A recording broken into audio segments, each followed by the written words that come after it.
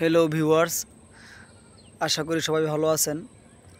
আমি আপনাদের সামনে আরেকটি ভিডিও নিয়ে হাজির হয়েছি।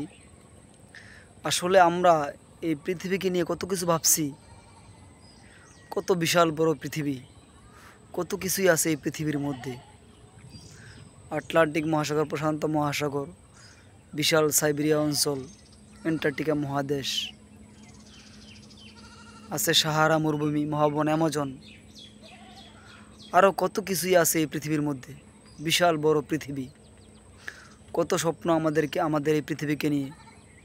কিন্তু এই মহাবিশ্বের তুলনায় পৃথিবী অতি ক্ষুদ্র, অতি নগণ্য।